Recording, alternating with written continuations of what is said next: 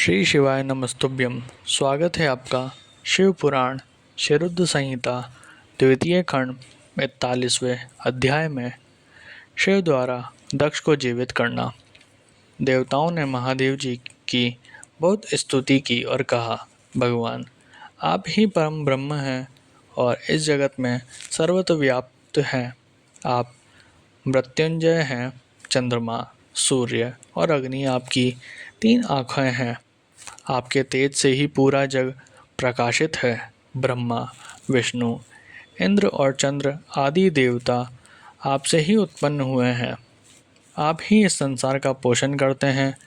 भगवान आप करुणामय हैं। आप ही दुष्टों का संहार करते हैं।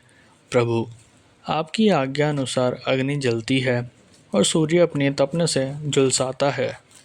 मृत्यु आपके भय से कांपती है।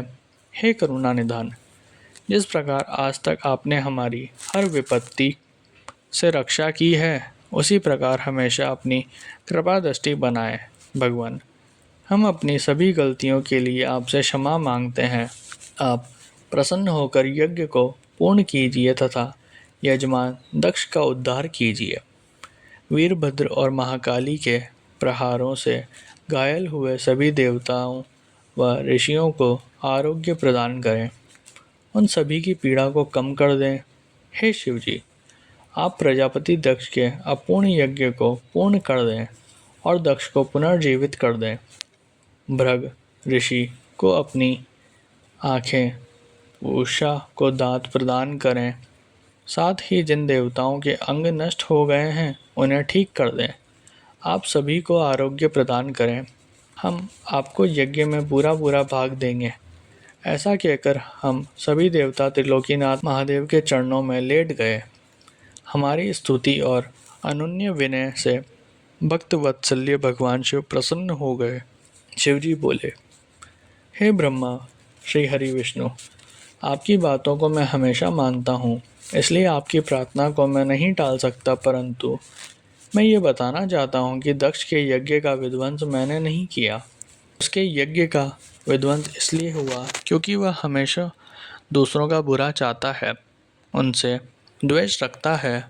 परंतु जो दूसरों का बुरा चाहता है उसका ही बुरा होता है। अतः हमें कोई भी ऐसा कार्य नहीं करना चाहिए जिससे किसी को कष्ट हो।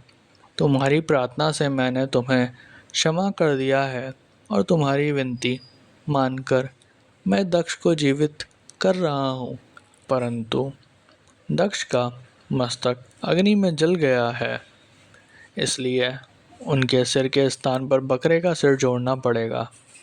भग सूर्य के नेत्र से यक्ष भाग को देख पाएगा तथा पूषा के टूटे हुए दांत सही हो जाएंगे। मैंने गणों द्वारा मारे गए देवताओं के टूटे हुए अंग भी ठीक हो जाएंगे। भृगु की दाढ़ी बकरे जैसी हो जाएगी। सभी अर्धवर्यु प्रसन्न होंगे।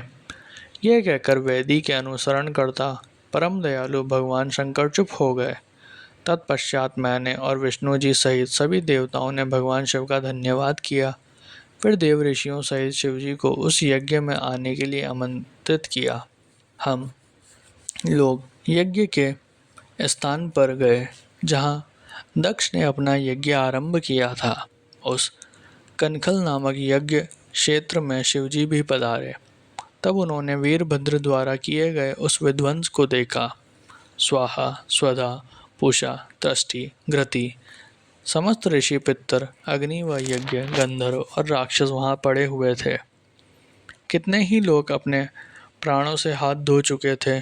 तब भगवान शिव ने अपने परम पराक्रमी सेनापति वीरभद्र का स्मरण किया। याद करते ही वीरभद्र तुरंत वहाँ प्रकट हो गए और उन्होंने भगवान शिव को नमस्कार किया। तब शिवजी हंसते हुए बोले कि हे वीरभद्र, तुमने तो थोड़ी सी देर में सारा यज्ञ विध्वंस कर दिया और देवताओं को भी दंड दे दिया। हे वीरभद्र, तुम इस आज्ञा का आयोजन करने वाले दक्ष को जल्दी से मेरे सामने ले आओ। भगवान शिव की आज्ञा पाकर वीरभद्र गए और दक्ष का शरीर वहां लाकर रख दिया, परंतु उसमें सिर नहीं था। दक्ष के सिर को देखकर शिवजी ने वीरभद्र से पूछा कि दक्ष का सिर कहाँ है। तब वीरभद्र ने बताया कि दक्ष का सिर काटकर उसने यज्ञ की अग्नि में ही डाल दिया था। तब शिवजी के आदेश अनुसार बकरे का सिर दक्ष के धड़ में जोड़ दिया गया। जैसे ही शिवजी की कृपा दृष्टि दक्ष के शरीर पर पड़ी, वह जीवित हो गया। दक्ष के शरीर में प्राण आ गए और वह इस प्रकार उठ बैठा जैसे गहरी नींद से उठा हो। उठते ही उसने अपने सामने महादेव जी को देखा। उसने उठकर उन्हें प्रणाम किया और उनकी स्तुति करने लगा। दक्ष के हृदय में प्रेम उमड़ आया और उसके प्रसन्नता चित्त होते ही उसका कलुषित हृदय निर्मल हो गया। तब दक्ष को अपनी पुत्री का भी स्मरण हो गया और इस कारण दक्ष बहुत लज्जित महसूस करने लगा। तत्पश्चात अपने को संभालते हुए दक्ष ने करुणानिधान भगवान शिव से कहा, हे करुणामय महादेव जी, आप ही इस जगत के आदि और अंत हैं। आपने ही इस सृष्टि की रचना का विचार किया है। आपके द्वारा ही हर जीव की उत्पत्ति हुई है। मैंने आपके लिए अपशब्द कहे और आपको यज्ञ में भाग भी नहीं दिया। मेरे बुरे वचन से आपको बहुत चोट पहुंची है, फिर भी आप मुझ पर कृपा कर यहाँ मेरा उद्धार करने आए हैं। भगवान, आप ऐश्वर्य से संपन्न हैं। आप ही परमपिता परमेश्वर हैं।